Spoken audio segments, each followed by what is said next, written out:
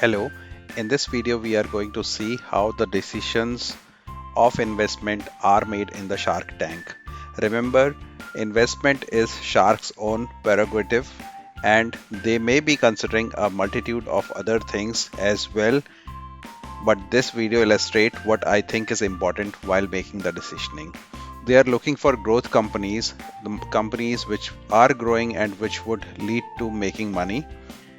These are the three things which are very important for making the decisioning. We shall go into them in detail. Let's start with the valuation. The valuation which the owner of the company does for his company. So the typical pitch starts with the description of the company and description of the individuals and the valuation which they are doing for the company. So for example, we are X and Y from city Z and our company is XYZ. We are here today seeking an investment of 100,000 for 10% stake in our company. So if 100,000 is for 10% stake, how much the company is valued in entirety? We can easily calculate it. 10% is for 100k, 1% would be for 10,000 and 100% would be for a million. Okay, and you can do the same with the help of a valuation multiple also. Valuation multiple is 100 divided by stake percentage. Stake percentage in this case is 10%. Total value shall be valuation multiple into the stake price. So if 10 million is asked for 5% of the equity, then valuation multiple would be 100 divided by 5. 5 is the equity asked and valuation multiple will come to 20. And then the entire valuation of the company would be 20 into the initial ask, which was 10 million. So which is equivalent to 200 million. And this 200 million can also be called 20 crore. This is a numerical system which is used in Indian subcontinent. So the first thing which is the start of the discussion is the product and value proposition. Here the sharks try to understand about the team. They understand about the founder experience and their relevant industry knowledge, the team dynamics and complementary skill sets, passion and commitment to the idea. So basically they are trying to understand whether the team is capable enough to run the business to success. Then they try to ascertain the market opportunity, market size and growth potential, competitive landscape analysis, customer pain points and unmet needs. So they are trying to see that whether the idea is good enough and the idea is marketable and idea has opportunity in the market for reaping benefits. Then they want to understand about the product and the service or the service, whether it is unique and differentiated, whether there is a technological innovation and whether there is any intellectual property, IP property, whether there is a moat to the company, whether there is some kind of distinction between this company and the existing products which are available in the market. And they try to see product market fit and early customer traction. Now the most important thing is the earnings. They try to see the numbers and they are trying to evaluate the earnings out of those numbers. So this is a typical income statement of a company. A listed company's income statement would look something like this, and this income statement has multiple factors which are there, and the sharks also try to understand the components of the earning of that individual company which has come for idea projection on Shark Tank. So revenue is the money generated from the normal business operations, and revenue and sales are just the same. They can be used interchangeably. Cost of goods sold is the direct cost of producing the goods. So for example, if I am planning to sell fans, the ceiling fans, then if I have to produce those fans, I may have to buy components, I may have to assemble those components, I may have to package those components, I may have to pay salary for doing all these works. So this is the direct cost of manufacturing of the fan. Gross profit is the revenue minus the cost of goods sold, and this gross profit is only in case the revenue is more than the cost of goods sold. So if in case the COGS is greater than or equal to revenue, then the gross profit would be zero. That is basically a loss making company. But in Shark Tank, the companies which shall come there, they shall be having some kind of gross profit, which would be ascertained with this formula. For running a business, we have a lot of operating expenses, like we have to have the software licenses, office space which we are using, day-to-day operations, for example, marketing management, sales management, all those things which we are doing for day-to-day run of a business is the operational cost. Depreciation and amortization reflects the value of an asset which decreases over a period of time. So assets have something called as a useful life. The life till the time they can be used. For example, if you purchase a machinery, that machinery may be workable for 10 years. Salvage value is the value once the 10 years are expired. So for example, during the time of salvage, you can sell these components to a junk dealer. So that would be the salvage value. Depreciation method is that every year we would be depreciating the value of an asset. A asset which was purchased for 100k may be only 80k value after a year. So that is how you depreciate it, is envisioned with the help of depreciation method. Most of the companies use straight line depreciation. Now the assets can be of two types. One is a tangible asset which you can touch, for example machinery, building, etc. And the second is intangible, which you cannot touch, for example patents, trademarks, etc. So both of them are depreciated over a period of time. That's what is meant by depreciation of amortization and the depreciation of assets. A company acquires a patent for 50,000 which with a useful life of 10 years. Each year they would amortize a portion of the patent cost, for example $5,000 a year, as it loses value over time. So here 5,000 means they are doing a straight line depreciation. A company buys a new machine for $10,000 with a useful life of 5 years. Each year they would be depreciating a portion of cost, $2,000 per year, to reflect the machine's decreasing value. So this is the meaning of amortization and depreciation. Then interest, this everybody knows, everybody is having a debt and that debt levies interest on you, and that is the meaning of interest on debt. The monitoring charge for the privilege of borrowing money is the interest. Income taxes, so the government would be charging income taxes, and the taxes are how the government make money. So every corporation is liable to make payments of those taxes, and they are represented with the help of income tax. So net income is the total sales of the company minus expenses like COGS, selling, journal and administrative expenses, or operating expenses, depreciation, interest, taxes. So basically you have the revenue, and then you start removing this, removing this, removing this, removing this, removing basically everything, and then you get the net income. Okay, and this was the gross income, so you don't have to reduce the gross income. Everything others, whatever costs you incurred while running the business, that is giving you the net income.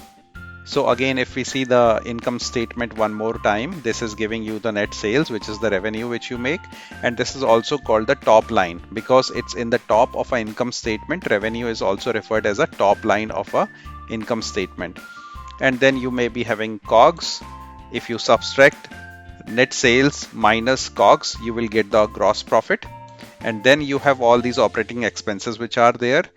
If you reduce those operating expenses also, then you will get operating income. And finally, you have these taxes and the interest which you pay. All those things also, if you reduce, you will get something called as a net income.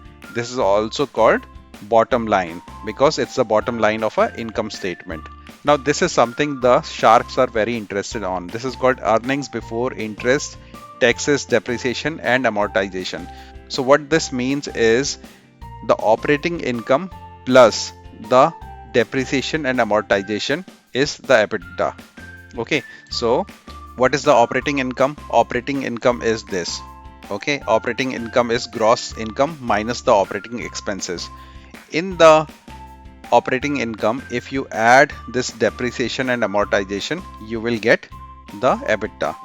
And again, if you have to calculate the same EBITDA with the help of the net income, if you have the net income and then you have to calculate from the net income, then you have to add these two things also. The interest and the income tax paid, that also has to be added. Okay, because why? Because you are decreasing these when you calculate the net income. So the other formula, the equivalent other formula would be net income plus interest plus tax plus depreciation plus amortization. In this example, this value comes to 85,700. Now, why this concept of EBITDA is very important? So, because it is not considering the effect of interest, taxes, depreciation and amortization, it provides a clear picture of company's operational profitability, because it is not considering the non-cash expenses like depreciation and amortization as well as interest and taxes. And it allows for a more accurate comparison between companies with different capital structures and tax situation. And it eliminates the impact of different tax structure and debt level. So what is the meaning that amortization, depreciation and the taxes and the interest does not have any impact on EBITDA? So for example, here in this example, we have amortization and depreciation accounted for 5,000. If I make it 1,000, there is no impact on EBITDA. Similar, if I reduce the taxes or I increase the taxes, I make it 50,000, there is no impact. And same would be the case if in case I make it 1100. So there is no impact of these variables on the EBITDA. And how does it help? It helps because if a company has a different capital structure, for example, a company has taken loans and they have to pay a lot of interest on those loans, or a company is operating in an environment where they have to pay more taxes, so those are not accounted in EBITDA. So then it helps to compare companies without considering the assets, without considering the interest and the income taxes. That's how it helps to compare the companies with differentiated capital structures. Now we go to the most important concept of valuations. So the initial thing is the valuation which is given by the company owner. So in this case, he said that 10% is for 100,000. So 100% would be for 1 million. Okay, so that is the valuation established by the owner of the company. Then the sharks, what they do is they will compare it with competing products in the market. Then the sharks try to understand the sales growth. So is the company able to sell more products year on year? Is their revenue, the top line, is it increasing? If it is increasing, what is the percentage of increase? 15 to 45% increase year on year is considered to be good. Gross margin. So the revenue minus COGS is what? That is our gross margin. Whether gross margin is increasing or not. If it is increasing, is it increasing 30 to 35% every year, or what is the trend? So here, for example, this is one example which I have put here. So sales or the revenue of the company is consistently increasing. Okay, and we see year on year increase in the sales, and the growth percentage of the sales is also tremendous. Profit is also, the gross profit is also, it's not consistently increasing, but it's a good profit margin they are having, gross margin they are having, and net profit margin is also consistently increasing. So this company looks like to be in the path of profitability, and there is not a lot of turbulence. What is the turbulence? Turbulence is like 1 year you had a lot of growth, another year a lot of fall, again growth, fall. That is called a turbulence. That is not appreciated by the sharks or by any investor. And that's one way to value the company. The other thing which they see is EV over sales and EV over EBITDA. So we know sales is our revenue and EV is our valuation. So whatever valuation is done by the company owner, that is the valuation for which they will be calculating, and then they would be suggesting to change the valuation. If the company owner is saying that it is $1 million worth of company, they will check these numbers to see whether it is really $1 million dollar worth of a company. So let's start with the EV over sales. So EV over sales is what? The valuation which is there of the company derived by the owner of the company, and the sales, the revenue which the company is making year on year. So for example, let's say this was the ask, 10% for 100k. Here the valuation becomes 1 million. The sales, for example, let's say it was 250k, then EV over sales ratio gives us 4. Now, if in case the sharks are interested in reducing the value of the company, they would see to it that the value of this company is not a 1 million, it is probably a 750k.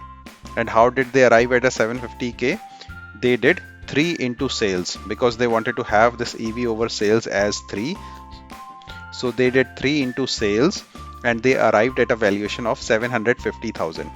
And this valuation would lead to the offer of 150k for 20% in the company. Again, the other example where we are considering EV over EBITDA, the one of the values which is considered is that it should be less than 10.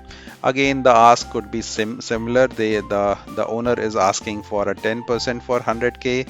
This leads to a value of a million. Now what happens is EBITDA, let's say for example, is a 50,000. Then EV over EBITDA comes to around 20.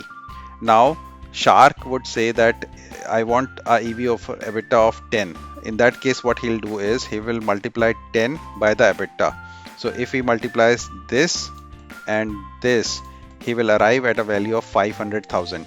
And 500,000, then the offer of the shark would be given on 500,000, where he will offer 100,000 for a 20% stake in the company. Okay, the last thing which is discussed in the Shark Tank is equity versus loyalty. I hope this is all understood, but equity is basically ownership in a company.